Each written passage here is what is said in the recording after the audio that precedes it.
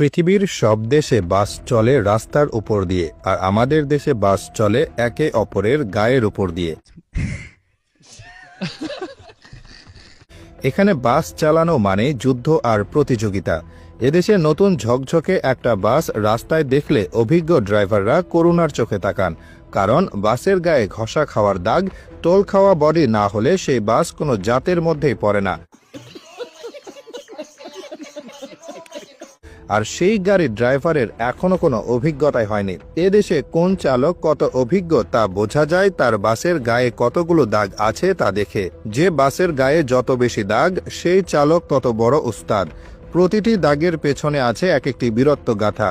কোনোটা হয়তো ফার্মগেটের জ্যামে অন্য বাসকে 1 ইঞ্চি জায়গায় হারিয়ে দেওয়ার চিহ্ন, আবার কোনোটা হয়তো মহাখালীর মোড়ে রেষারেষিতে জেতার গৌরব বহন করছে। এদেশে বাস চালকদের মধ্যে এক অদ্ভুত প্রতিযোগিতা কাজ করে। কে কার আগে যাবে, কে কার আগে যাত্রী তুলবে, এই নিয়ে চলে এক নিরন্তর শীতল যুদ্ধ। এই লড়াইয়ের তাদের প্রধান হাতিয়ার হলো ঘষে দেওয়া।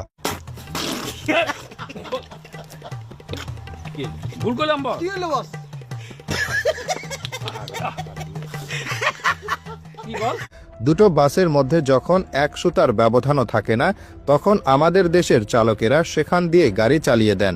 এই ঘেঁষাঘেঁষির সময় যে আওয়াজ হয় তাকে আপনারা দুর্ঘটনা ভাবতে পারেন, কিন্তু চালকদের কাছে এটা হলো মধুর সঙ্গীত। এটা অনেকটা নিজের এলাকা চিহ্নিত করার মতো। একবার গা ঘেঁষে চলে যাওয়ার মানে হলো এই রাস্তায় আমি সেরা। এই লড়াইয়ের অন্যতম গুরুত্বপূর্ণ চরিত্র হলো বাসের হেল্পার। বাসের দরজা থেকে ঝুলে অর্ধেক শরীর বাইরে রেখে সে যেভাবে ডাইনে চাপান ওস্তাদ, খালি আছে ঢুকাইয়া দেন, বামে পুরা খালি বলে চিৎকার করে, তা শুনলে মনে হয় যেন সেনাপতি তার সৈন্যদলকে নির্দেশ দিচ্ছে। ড্রাইভার আর হেল্পারের এই বোঝাপড়া এতটাই নিখুঁত যে ড্রাইভার চোখ বন্ধ করেও হেল্পারের নির্দেশে বাসকে এমন সব সরু গলি দিয়ে বের করে আনতে পারেন যা পদার্থবিজ্ঞানের সব সূত্রকে হার মানায়। আর যাত্রীরা, তারা এই মহাবিপর্যয়ের নীরব দর্শক। এদেশে লোকাল বাসে চড়ার অভিজ্ঞতা অনেকটা রোলার কোস্টারে চড়ার মতো, তবে এখানে কোনো সিট বেল্ট থাকে না। আর কোচ বাসে চড়ার অভিজ্ঞতা অনেকটা রকেটে চড়ার মতো। হঠাৎ ব্রেক কষলে আপনি নিউটনের প্রথম সূত্র হাতে কলমে শিখতে পারবেন। এক সিট থেকে আরেক সিটে উড়ে যাওয়া, অন্যের ঘাড়ে গিয়ে হুমড়ি খেয়ে পড়া, এগুলো এখানকার নিত্য নৈমিত্তিক ঘটনা। যাত্রীরাও সময়ের সাথে সাথে মানিয়ে নিয়েছেন। এখন আর তারা চমকে যান না, বরং শক্ত করে কিছু একটা ধরে বানরের মতো ঝুলে থাকেন আর মনে মনে দোয়া দুরুদ পড়তে থাকেন। বাস থেকে সহি সালামতে নামতে পারাটাও জীবনের একটা বিরাট সাফল্য।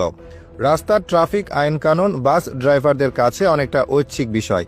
লেন মেনে চলাকেও তারা দুর্বলতা ভাবেন। তাদের নিজস্ব এক অঘোষিত আইন আছে, জোর যার রাস্তা তার। হর্ন বাজানোটা এখানে শুধু সতর্ক করার জন্য নয়, এটা একটা ভাষা। ছোট হর্ন মানে সাইড দে, লম্বা হর্ন মানে রাস্তা থেকে ভাগ, আর একটানা হর্ন বাজানোর মানে হলো আজ তোর একদিন কি আমার একদিন। বাংলাদেশে বাস শিল্প এমন এক পর্যায়ে পৌঁছেছে যে এখন বিদেশ থেকে বহু বিদেশি এসে বাসে উঠে ব্লগ করে আবার বলে, আজ আমি পৃথিবীর সবচেয়ে বিপজ্জনক বাস রাইডিং করছি, ওয়েলকাম টু বাংলাদেশ।